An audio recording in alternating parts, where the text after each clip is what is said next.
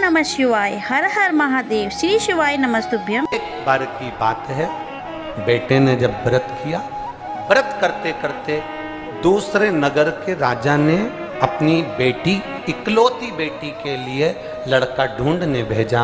तो ये युवराज, ये लड़का मिला, जिसको देखकर अपनी बेटी का विवाह कर दिया।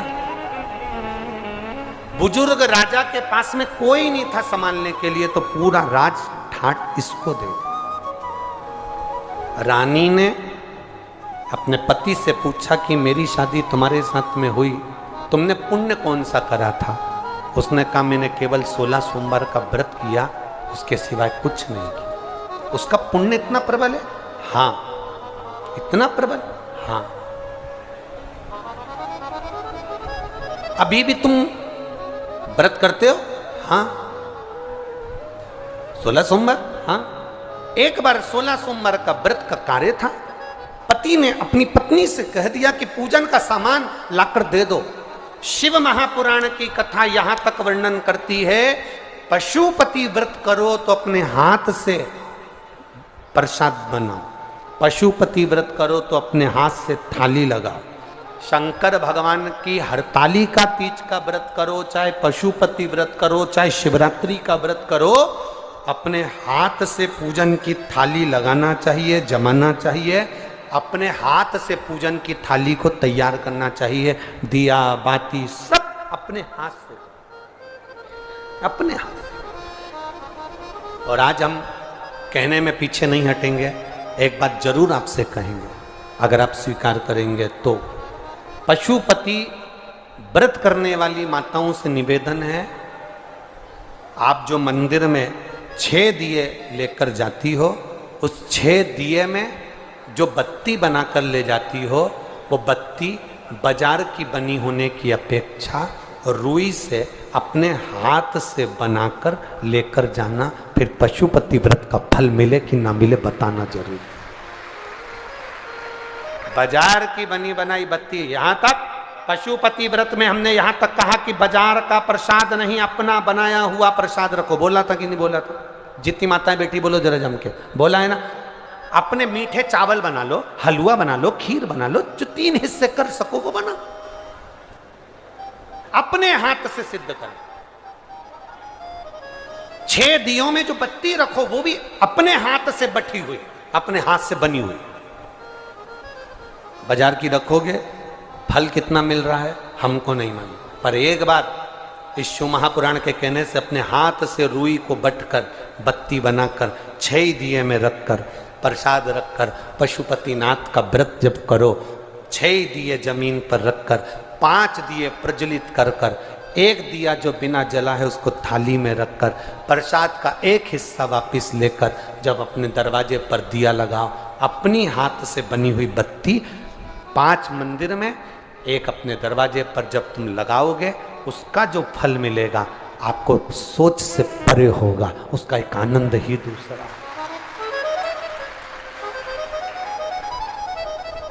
रेडीमेड जमाना हो गया,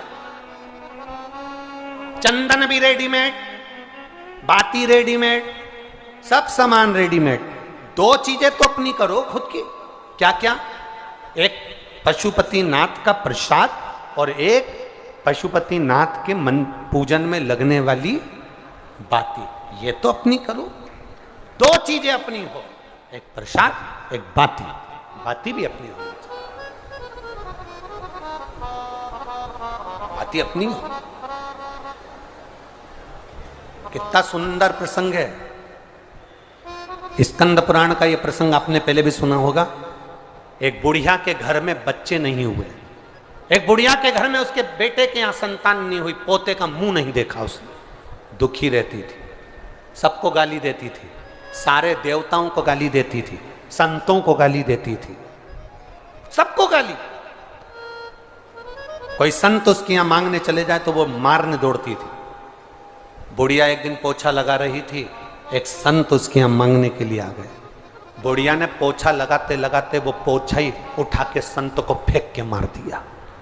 ले ये रख ले। पोछा लगाने का पोछा फेंक कर मारा।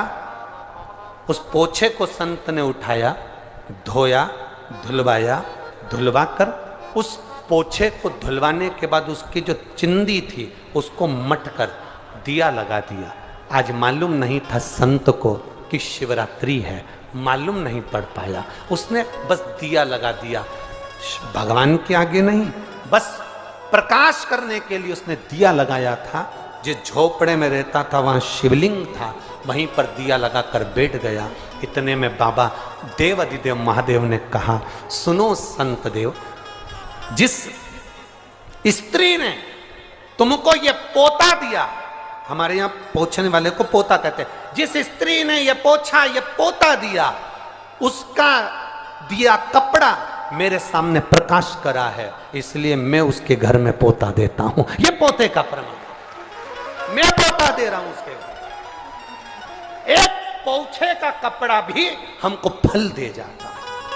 अपने हाथ से आप लोगों ने पशुपति व्रत करे हो और आपको लगता है कि मैंने व्रत करे थे, मेरा काम नहीं हुआ, एक बार अपने हाथ से बाती को मट कर भगवान के सामने 5 पशुपति व्रत कर कर देखिए।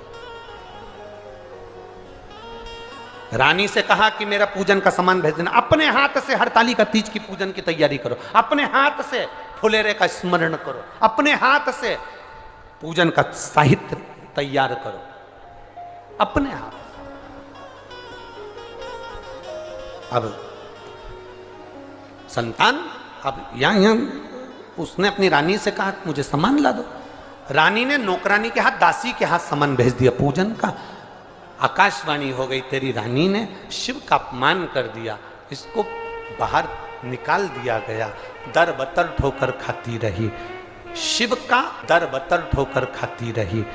शिव का आप भजन करो ना करो, रानी केवल नौकरानी के हाथ, दासी के हाथ सामान भेज देती, चल जाता। रानी ने गलती कौन सी करी? रानी ने केवल एक गलती करी और रानी ने दासी से कहा, जा, मेरा पति तो दिन भर ढोंग और प्रपंच में लगा रहता है, उसमें तो अक्ल ही नहीं है, उसकी बुद्धि काम नहीं करती। क्या होता है शंकर जी की पूजन करने से? क्या होता है 16 सोमवार का व्रत करने से? आप नौकरानी के हाथ सामान भेज देते, चल जाता। आप दुकान पे से सामान भेज देते, चल जाता। पर आप मुख से शंकर की निंदा तो नहीं करते।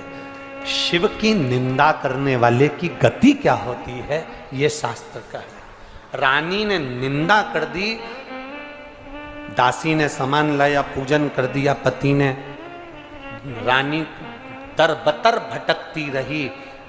ऐसी स्थिति रानी की हो गई, पानी को हाथ लगाती थी तो कीड़े हो जाते थे,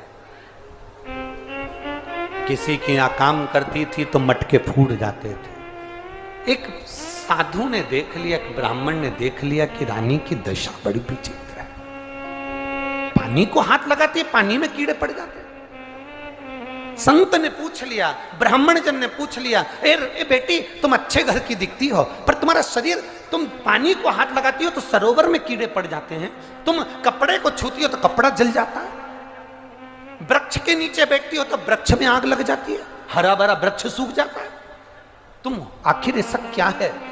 रानी ने कहा, मैंने अपने पति ने पूजन का सामान मंगवाया था, मैंने नौकरानी के हाथ, सेविका के हाथ भेज दिया, उससे मेरी ये दशा हुई। संत ने कहा, पूजन का सामान किसी के हाथ से भी भेजा जाए, ये कभी हो ही नहीं सकता। मां अंदर रोटी बना रही है, दरवाजे पर मांगने वाला कोई खड़ा है भूखा, मां ने अपने बेटे से कहा, ले ये रोटी लेकर जा और उसको देकर। बेटे ने रोटी दी तो मां के हिस्से में पुण्य नहीं आएगा क्या? अरे बोलो तो जम के, मां के हिस्से में पुण्य नहीं आएगा क्या? मां के हिस्से में पुण्य आएगा, क्योंकि रोटी मां ने बनाई है। मां ने कहा, बेटा जा रोटी देकर आ, मां के हिस्से में भी पुण्य है और जिसने दिया उसके हिस्से में भी पुण्य है।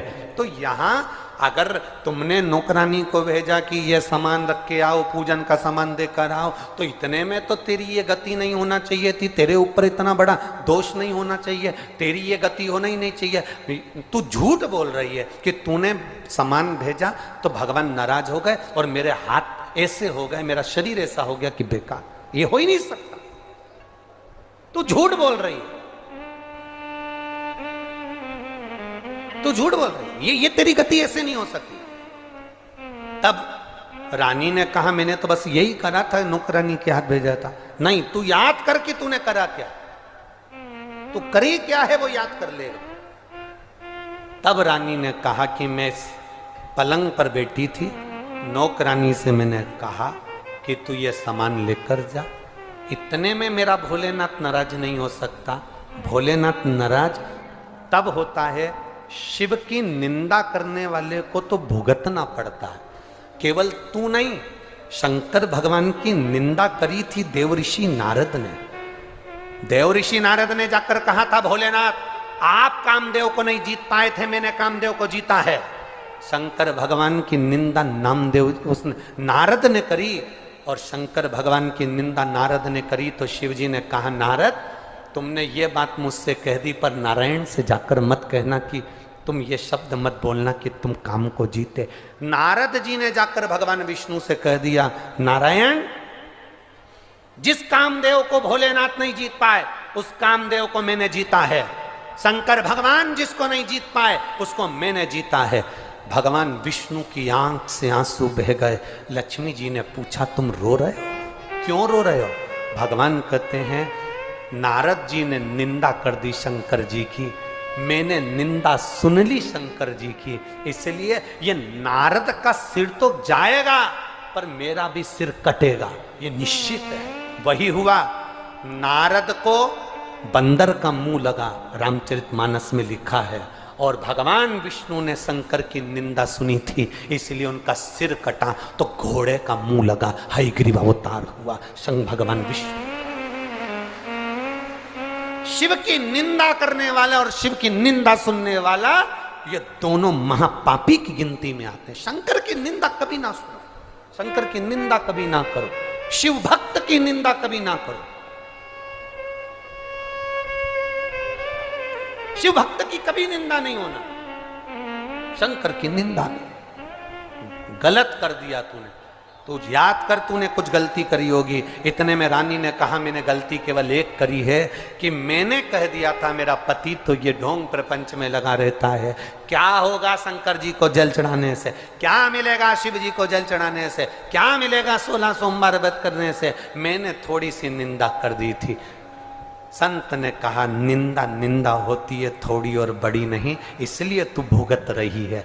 अब एक काम कर, शंकर की तू आराधना कर, जो तेरा पति व्रत करता था वो तू कर। रानी ने व्रत करना प्रारंभ करा, रानी ठीक हुई, पति को याद आई, पति उसको लेने के लिए आया और फिर वापिस राजसी ठाट सिंहासन पर बैठ गए दोनों।